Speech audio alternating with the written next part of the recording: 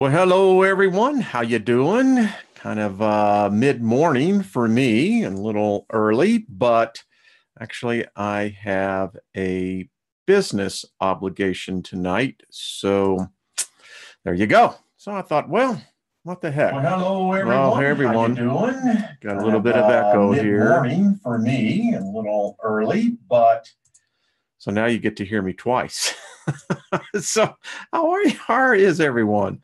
Well, there's 14 of us, and hey, this is a good crowd. So hope you're doing well. Hello, Brad. How you doing? Deborah, Ricky, Wade, good to see everyone. Muse, good to see you. So cold here, but it's wintertime. Better than what we've been having, 20 degrees above normal. So, how is your day going, everyone? Wow, the room's getting crowded. so, um, the tea for the day, Bengal Spice with raw, unfiltered honey. There we go. Great cup of coffee. No, tea, excuse me. Could be coffee. I don't know. So, thought I'd just come in. Gotten a lot of feedback. The last couple of days have been, well, interesting. I wake up in the middle of the night thinking about what we're actually witnessing. Are we really witnessing something that is unusual in the heavens? Is this a progenitor of something that is coming?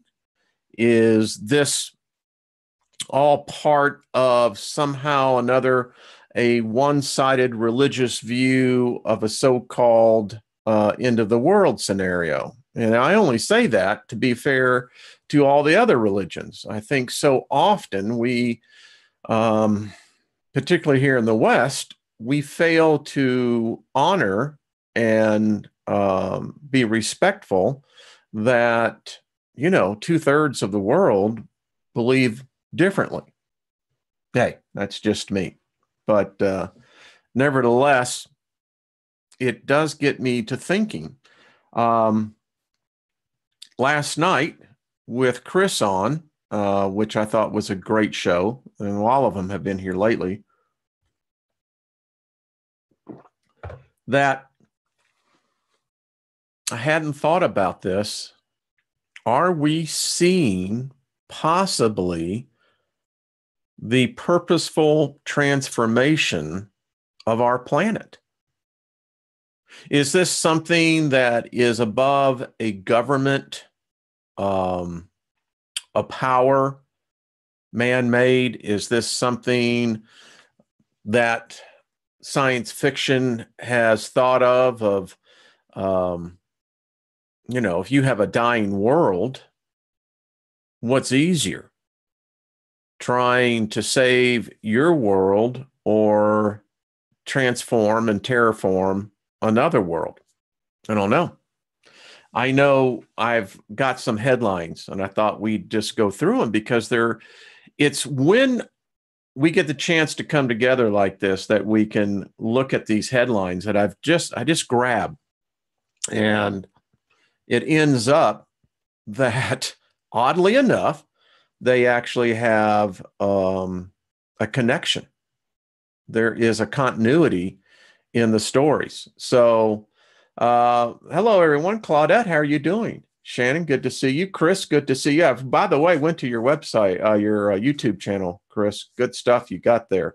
Letty, good to see you. So,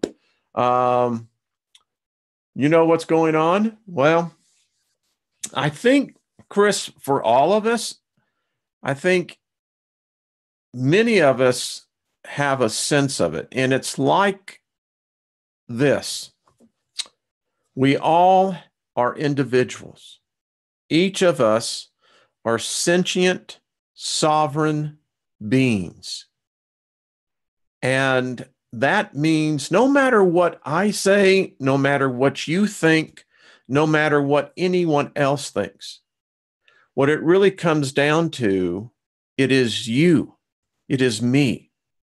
It's how I perceive and begin to recognize it.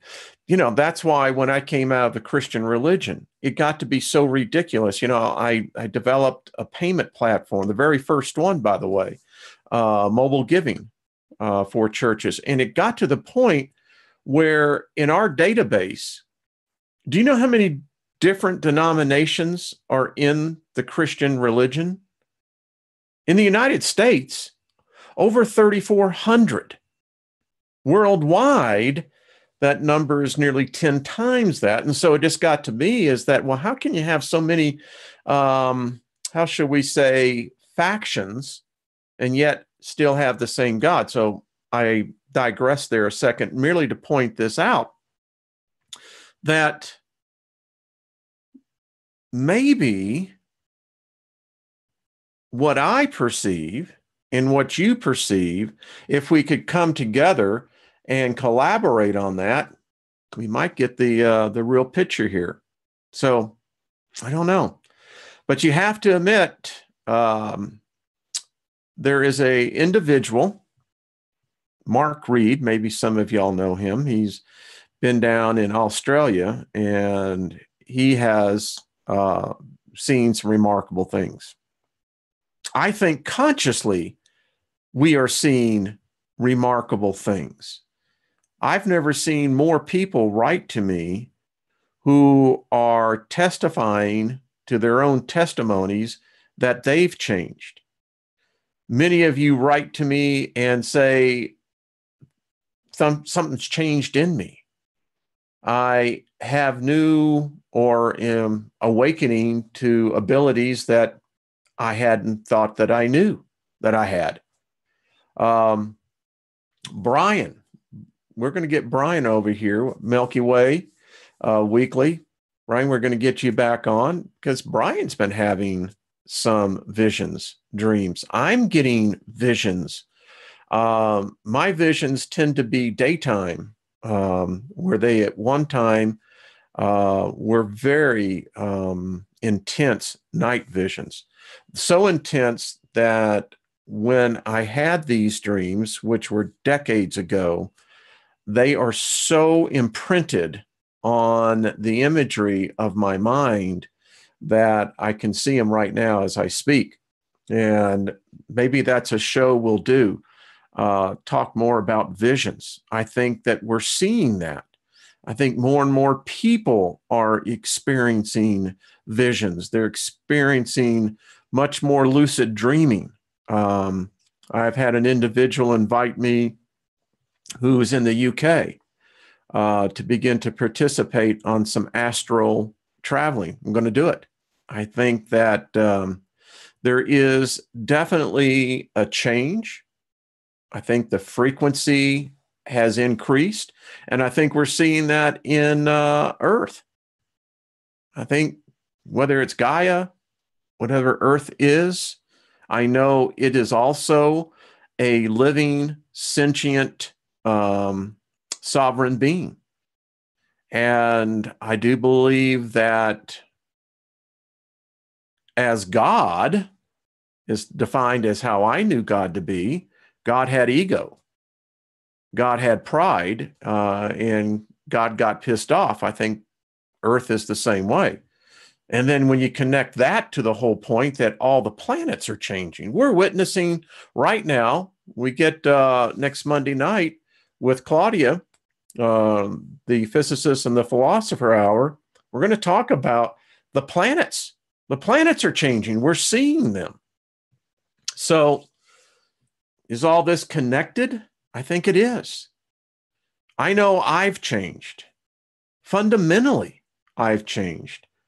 And so walk with me on this.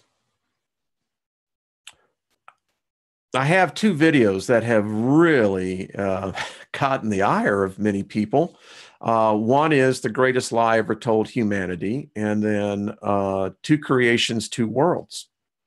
And the reason why it invokes such a strong reaction is that because it really hits at the core of what identifies us. I tell many people that we should never identify ourselves by male, female. We are born male or female. But is my consciousness, is my soul, my spirit male? Why wouldn't it be just as much female? Now, because of the way the living process works in this temporal plane, you have that clear division. Sometimes you don't, but for the most times you will. But is our soul, our spirits defined male, female? I'm just looking at in the sleep. I saw someone write sleep and slumber conscious beings in the chat room. So is our spirits male or female? I mean, if you take the Judeo-Christian point of the Chaldean record, which is actually the Mesopotamian record, which actually was taken from the Sumerian record, are we created like that with a sexual identity, male, female? Never heard anyone talk about that. And I think it's an interesting subject. I mean, I ask myself, when we enter into the birth portal, leaving this death plane, do we stay male? If you're female, do you stay female? I had the strangest download this morning, and I'll share it with everyone here. So meditation is not for me where I just simply sit in a static position. As I said, I can be walking, I could be looking at the heavens. So I've been here of late having this sense of me stepping out of myself. Now, follow me with this. When I say stepping out of myself, it's like I'm pulling within where the real story is.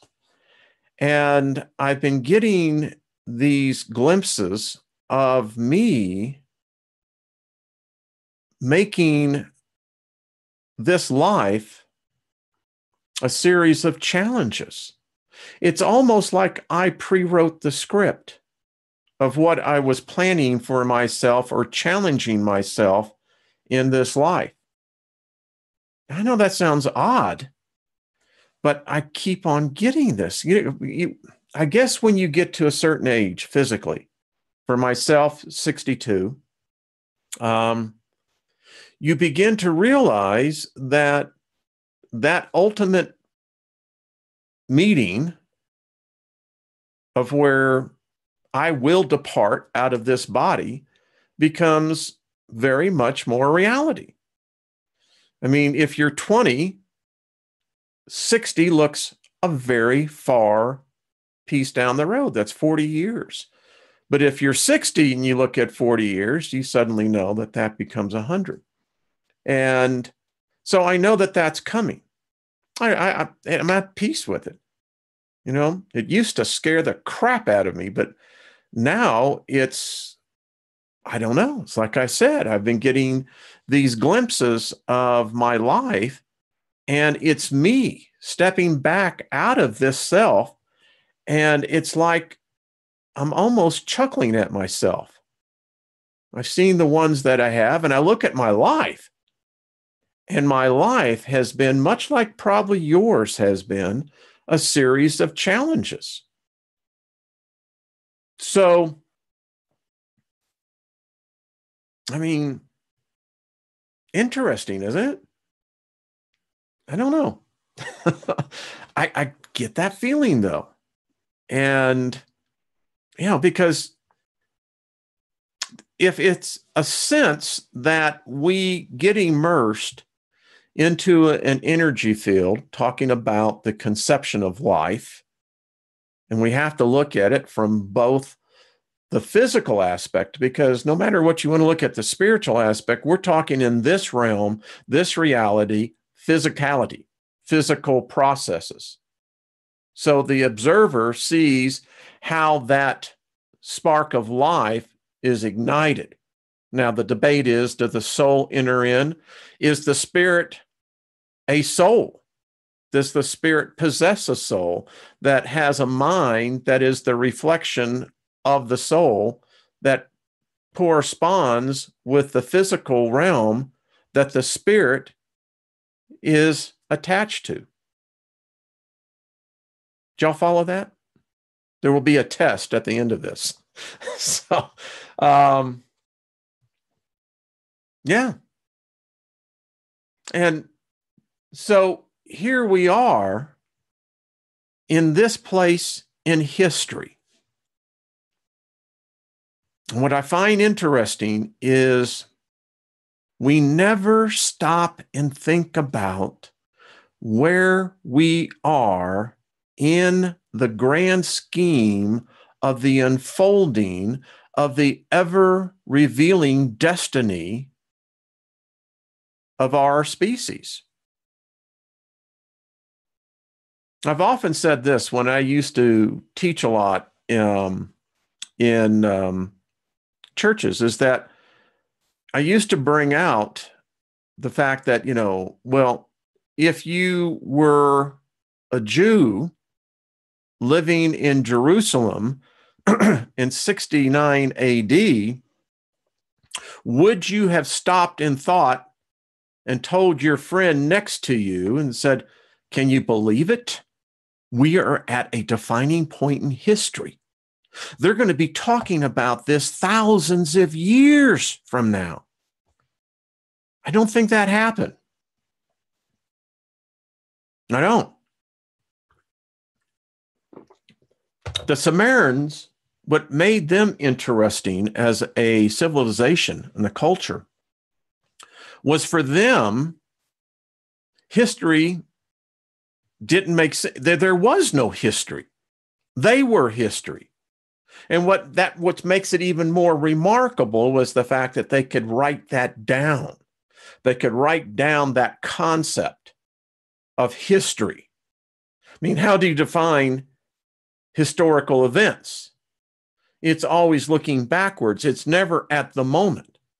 I think rare is the moment of presence, of mind, where great minds can rise above the collective consciousness and see these pivotal moments in this ever unfolding roadmap called destiny.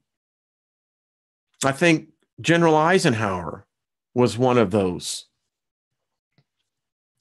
I think Patton. I think in history, we have found rare individuals that realize it. And where am I going with this? Well, are we living in such a pivotal moment in history now? Are we living in a moment that will eclipse all other previous events in the written history, both physically and consciously?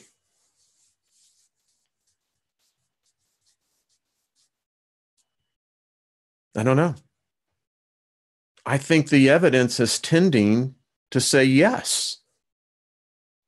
In my lifetime, I was born in 1955, June 19th, a day that, if you look at June 19th in history, there have been remarkable events that have happened. The emancipation of the slaves was on June 19th. There was many other events that have taken, but let's get to the point. 1955. What was America and the world like in 1955? It's very interesting. 1955 has been written as the most prosperous, most stable, idyllic time of the American precept of what life is to be. Our lives today are predicated upon the events that really took place in 1955. And let me give you a list, just a short list of what was propagated and being attainable in 1955. Homes, cars, refrigerated food, interstate systems. In fact, the American population benefited directly from the war the decade previous to it. We transferred that technology into what we now call a society. Now, it's morphed quite a bit, but that was 1955. When we entered into 1960, things began to change for us, I think, collectively as a species. And the rest is now history. So, yeah, destruction comes before new birth. I agree with that. I think that is the cycle of life. I tell you, I still contend that if star systems are being born, that means planets, moons, stars, and there are literally trillions of them. Why isn't the ascension of life be to the next form of a lifespan? Surely there's something greater than less than a century. I mean, it's preposterous when you begin to think the shortened period of life you and I live. It's pitiful.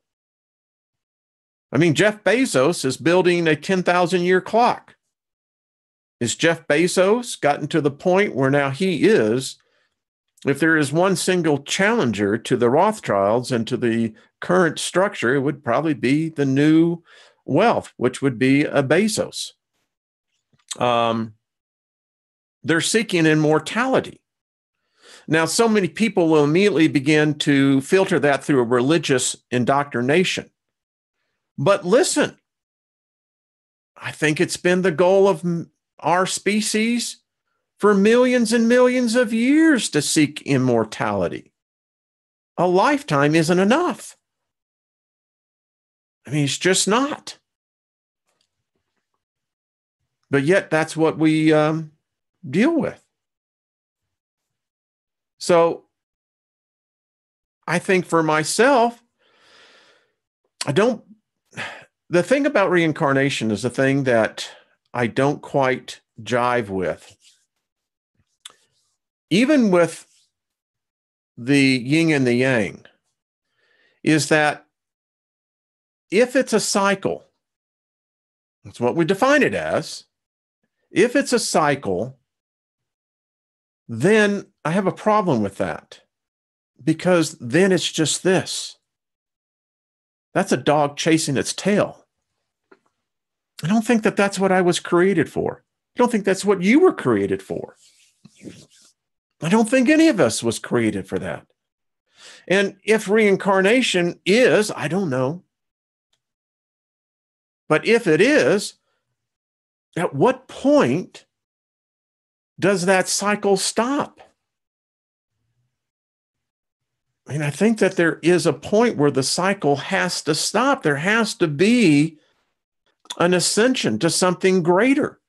I wrote to someone today, people have said to me, well, you sound like you don't believe in God. I don't. Don't believe in the man construct of God. I don't believe in the Christian God. I don't believe in the Muslim God. I don't believe in the Jewish God. I don't believe in the Hindu God. I don't believe in any of these gods, because I think there is something greater than man's thought of what a God would be. And in my place where I'm at, that's called the infinite being. Because as I've wrote to this person, I said, there's something greater than every God the world worships, whatever that God is. You know what it is? You see, that's what makes us superior. And that is, ladies and gentlemen, the free will of thought. It trumps God in everything. He can't, at least the construct of what I was taught God to be, can't compete with that.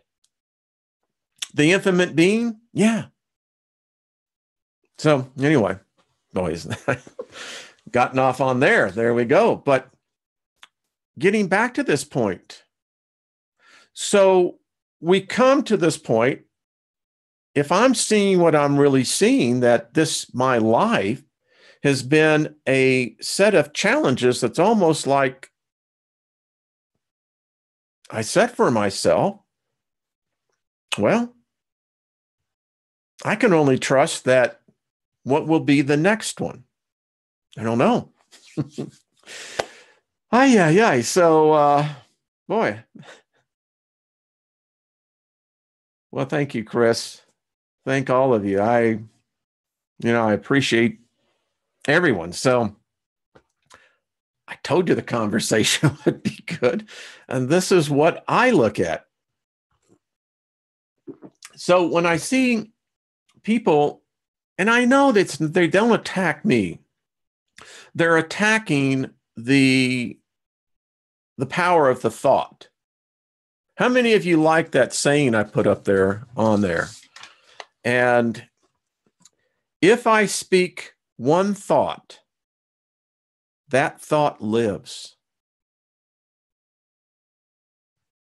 Isn't that great? How many of you want to know where I got that from? I'll wait to see. Or how many of you know where that came from? It's a powerful, powerful thought when you think about that. You, my friend, you speak a thought. And you see, that's what I believe the infinite being is. The original thought. For without thought, there's nothing. So how many of you know where I got that from? All right, I'll tell you. I got it from the Twilight Zone. The episode with Meredith Burgess, where he is standing before and he became obsolete. Remember that one? And so he was a librarian, and society had grown technology to the point where librarians were obsolete, and obsolete individuals must be done away with. The state cannot tolerate obsolete thinking. And while he was giving his self-testimony to the state, as he said, logic is the enemy of the state. Truth is a menace to the state of free thought. And as he was given his death sentence, he said, if I speak one thought aloud, that thought lives. I contend that each one of us have generated for ourselves however many days that you're here. It could go down to however how many milliseconds. You know, we don't move like this. You think my finger went across smoothly? No. What we're not seeing is that my finger literally is taking micro steps in a movement. Each one of those are an imprint on the fabric of space and time. You could say, if you were on the stand to testify and they were to say, state your name and who you are, right? You could say technically, if they're bringing up something of your past, you would be correct in saying that person no longer exists because it's the past. To say that you would be the same as your past person would be a falsehood. Because otherwise, you would stop to exist. You would cease. You would no longer be having an imprint on time itself. Now, I don't know if the spirit can do that as well. I've come down to the conclusion that the spirit is an energy source that requires a soul in order for the spirit to manifest itself. And it's the soul that basically inherits the mind, of which is the expression of the spirit through the soul. Otherwise, what is the mind for? Boy, 30 minutes. This has been fun. All right. Okay. I am not the person who I was a week ago. J.R. McKenzie, you are correct. Absolutely correct. It gets deep. It really does. It's you can meet yourself coming and going literally. So hey, let's hit up some of these headlines I pulled up here. I think that this is going to be fun because it's all related to what we were talking about. All right, here we go. The long read: why Silicon Valley billionaires are prepping for the apocalypse in New Zealand. This is The Guardian. And as I mentioned last night, the list is rather distinguished. Now, I have heard this, and I don't know. I know we've got community people in New Zealand.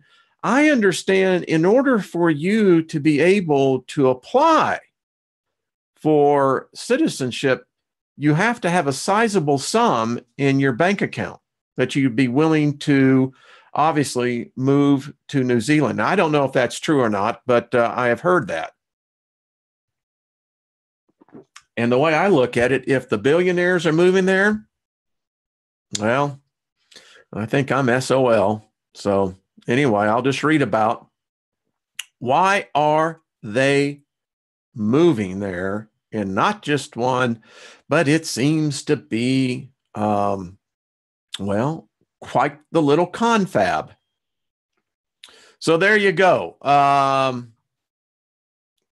can't see the comments when I'm doing this, but told you. All right.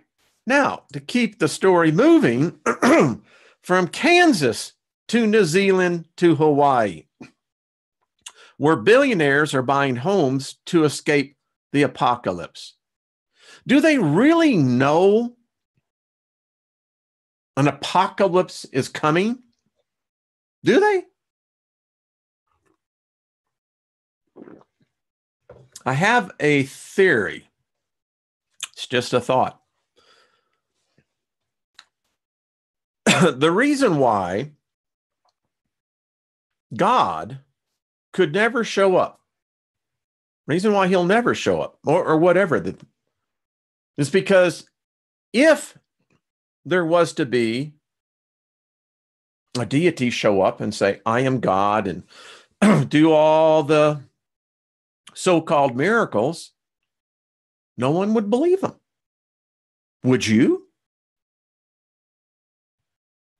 I say this because there is something going on more.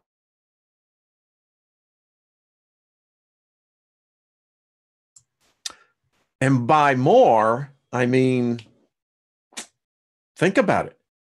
The very presence of a God would start the apocalypse. Think about that. Tired of texting?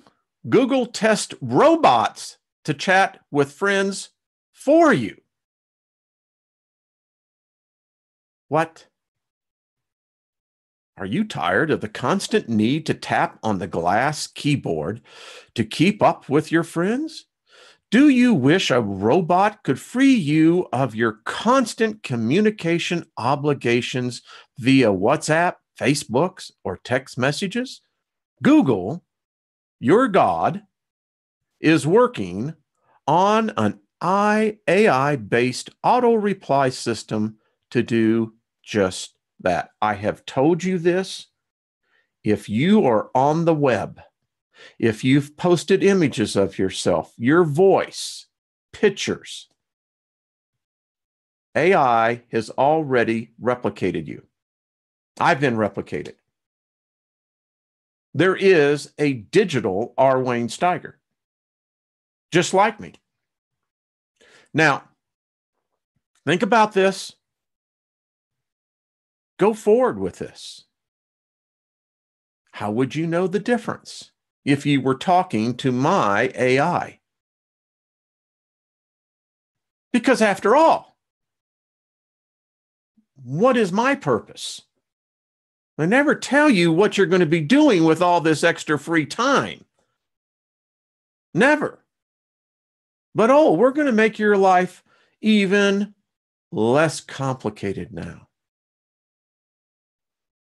Since when did texting become a mandate? You still can make free choice, right? Or have we lost that ability? And that will pass on to our AI selves. Weird, isn't it? Mysterious radioactive substance reportedly detected in Alaska. Scientists from the U.S. National Oceanic and Atmospheric Administration have discovered what they claim is an atmospheric aerosol particle enriched with the uranium, which is used in nuclear fuel and bombs. Now, I have a question. How would we really know? We got the satellites, so do the Chinese, so do the Russians. Something's going on here. Now we have this cloud over Alaska. We have a cloud over Europe. Is there something going on? Where are these isotopes coming from? Is it Fukushima? How many of you have seen my video on the creatures? The new gen. Yeah. So you don't hear about Fukushima anymore. The media has so well tampered that story down and so much discredited the true research that was being monitored there. And maybe they just figured that, well, hell, it's all over the world, that much you can do about it. But this one here, again, folks, think about it. UK super rat invasion. Mutant rodents resistant to toxins will plague British household. Trisha, you need to get a shotgun, apparently, hon, because, yeah. I mean, folks, what is going on here? I did a whole story on the gargantuism that's taking place in species. Now, I don't like rats. I mean, they're just, if you go with reincarnation and, I kind of think, well, what did you do to become a rat? I don't know. But apparently, folks, look at this. Yeah, I would be terrified when she went into a rarely used bedroom and discovered wasp had made a giant nest. Lady, you need to go into those rooms a little bit more. But anyway, here we go. Now, down in the Houston, Texas area, they're being invaded by these giant snails. Maybe some of y'all in Houston or down in Texas, in the Gulf Coast area, can talk about this, but apparently they're huge. Huge, I'm talking about. I wonder how they taste in garlic butter. All right. I have experienced this. The reason why I brought this up is that I have actually experienced the same spirit manifesting in another child called Tommy.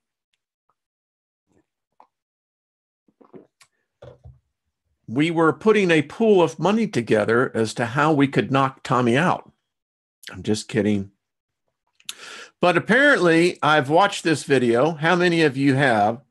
This kid,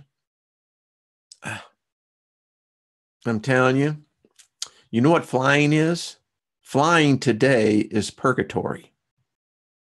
And I'm not going to play this because they'll pop you with copyrights on this. But anyway, yeah, it seems like this demon child, I listened to it. Okay.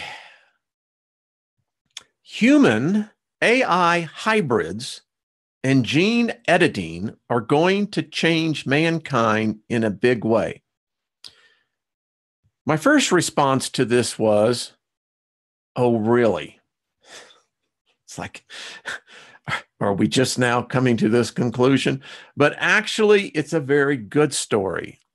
They talk about they're changing our DNA.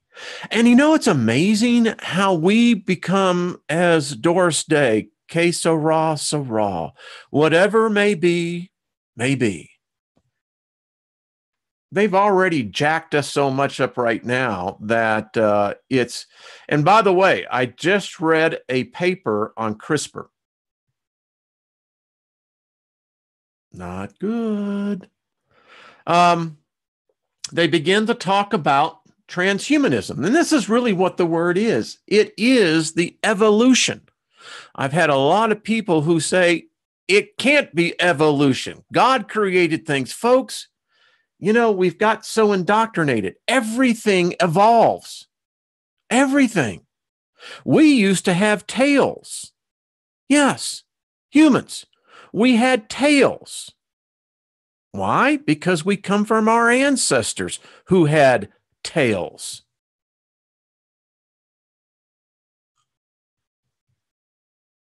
Governments around the world are working feverishly to develop a new strain of Homo sapiens, which will be superhumans. I always love all these superheroes. And you know, there's another message behind there that's not all the fun that you think it is. Peter Thiels, he's one that's leaving. He's telling those in the valley, folks, apparently things are going to change. Now, for all of you who've had the flu, Mike, I pity that. Sorry about that. And now that your immune system has been weakened, there's a second wave coming through, which makes you more susceptible to it than the person who hasn't gotten sick. Yeah, so I just thought, and our friend Rex did a story on this, and I thought it was great how he said, you know, and the fact is, it's only like 35%, and I think they may be stretching that. Let's just say 30% effective. Yeah. Would you go and make a bet on that? Someone said, well, what if it saved your life? You could say that about a lot of things, but what if it killed you? Conspiracy theories are real. Government is covering up extraterrestrial civilizations. New university class claims alien conspiracy theories are real. Newsweek. Now, according to this class in Turkey, it's called UFOlogy and Exopolitics. Are anyone shocked by this? I mean, they're going to make the disclosure. They may already have. Maybe they've done it subliminally to us. But does anyone really find this surprising? Short of a spaceship landing in your front yard? All right, here we go. So much what I'm seeing about the year 2050 now. I'll be 95, probably still digging rock and roll. Yeah. And marveling at what I'm probably seeing and witnessing. But here we go. Human speech will be replaced by thought communication by 2050. Now, I think this is eventually where a developed, mature um, species, which we're not. We may have been in the past, but our version is not. But this is where it's heading. It's the purest form of communication. But I don't believe that we as a species are ready for telekinesis, telepathy. And I'll tell you why we're not ready for telepathy. Our species, by its very nature, is devious. It's just who we are. Now, whether it's part of the package in this energy that we're in, I don't know. But I can't see where every thought you have would be transparent. No, I think eventually that's where you reach that point, I think, of oneness with the infinite being. But think about it. Would you really want me inside your head? Would you want to be inside mine? Now, don't make any wisecracks. I get it. But seriously, I think it's a great, lofty goal, but our species would never, we would self-implode. Scientists create first human sheep hybrids, paving the way for organs to be grown in animals for transplant, even providing a cure for diabetes. Well, the first reason why we have diabetes is because they poisoned us. Our food over the last 50 years is now designed to purposely cause you to become diabetic. So, the problem I got here is this. So we're growing organs out of animals. I don't care what you say. There comes a point on the cellular structure that I think it's fundamentally different for every species. Not to say that an organ would not work in a other species body. I'm not saying that at all. But what I'm saying is that there's something yet in the life of that organ. What would that do potentially to humans? I don't know. I can hear you saying, Wayne, well, that's pretty far out. This is a disturbing article, but it's reality. You need to be aware. So the Chinese have really taken the electromagnetic railgun to the next level. They're actually equipping more and more of their destroyers with these portable rail guns that can reach 100 nautical miles. Not good. High-tech warships. They're on a building frenzy over there, and it's sad to say their equipment's better than ours. Their jets. And you know, here's the irony. Our jets have their chips in them. Think about that. Hypersonic glide vehicle, artificial life. Folks, this is getting, as I said before, I think we're going to have a war of the AIs. And 1,000, 10,000 years from now, they will write this as the Bible stories and the Vedic stories of a time when the gods ruled our world and mankind became disobedient. AI. The AI wars.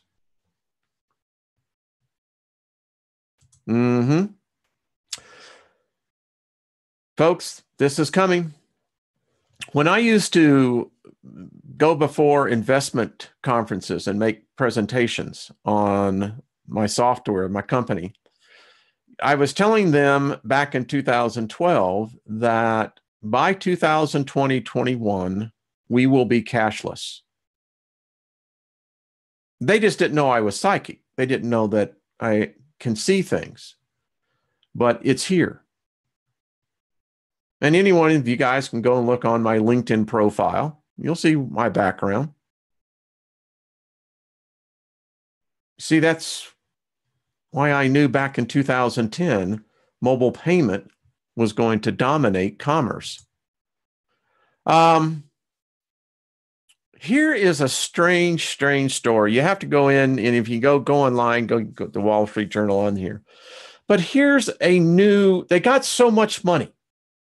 Now, what most people don't realize is that many of these tech giants, they've got more money than most of the world governments combined. There's so much money at Apple.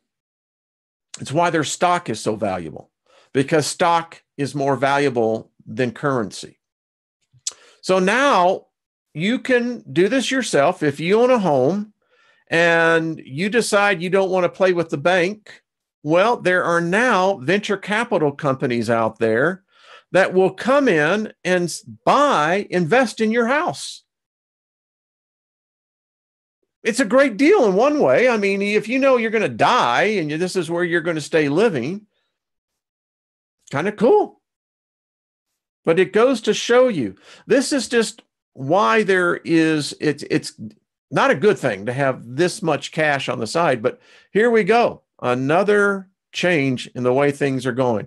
Another article, Bloomberg, no cash signs everywhere. Has Sweden worried it's gone too far? Yeah,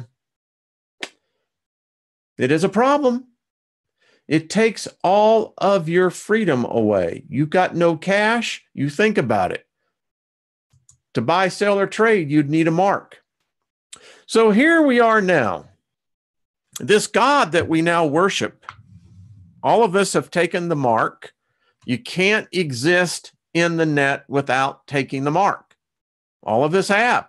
You've given your consent and you've given your permission. It's just the way it is. Otherwise, you wouldn't be able to listen to me. Because if you're listening to me, that means you have an IP address. And I've done on this already. But here's the point. It's getting to the point that I think the next 2 generations down the road, they won't know what truth is. They will have to rely upon the machines in order to tell them what truth is. Yeah. Just my commentary. Thank you very much. Human beings on the brink of achieving immortality by the year 2050. Another article, right?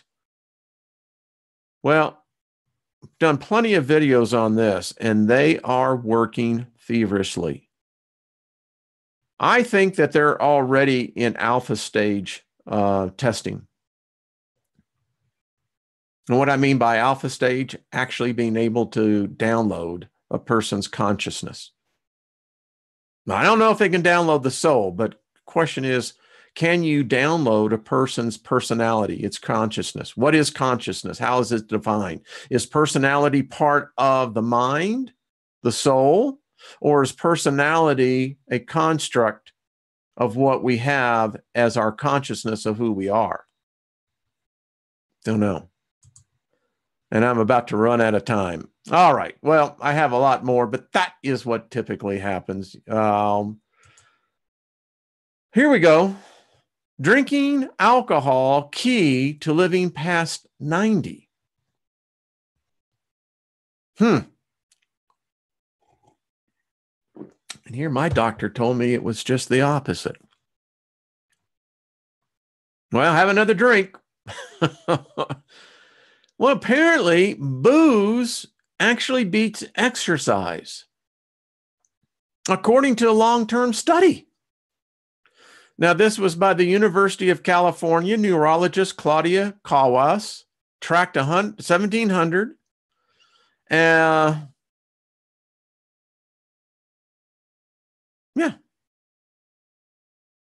So I'll leave that. You can see this thing, but apparently it's good for you to get drunk. All right, not drunk. But maybe is it one glass of wine? Is it a 12 pack? I don't know. I don't drink, so I used to. I used to enjoy wine quite a bit. All right, as I think this and we close out with the Olympics, which is apparently an absolute ratings failure, I'm thinking about the North Koreans, you know? They didn't do so well. I don't think they're going to do so well going back. And anyway, here we go about Yellowstone, but I'm going to stop at this point. I think this has been fun. So anyway, there you go, folks. What the heck? It was just a good way. I won't be here tonight, so I thought we'd just share this hour with. This has been fun. I've enjoyed this. Crazy, isn't it?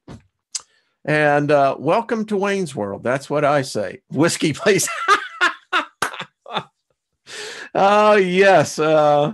Shannon, I agree with you on that. That's pretty cool. A single malt scotch every night. Actually, Paul, I've just heard something about that. There's something about malt scotch whiskey, particularly that's been distilled about 6 times. Stopping at Yellowstone. Well, Don, that's because it's gone in about an hour, and I don't like to keep y'all much further than that. I respect your time, and I'm honored by the fact that we're all here. Thank you, Delta. I appreciate that. We're not going to get assimilated. Listen, if we are, we're getting ourselves unsimilated.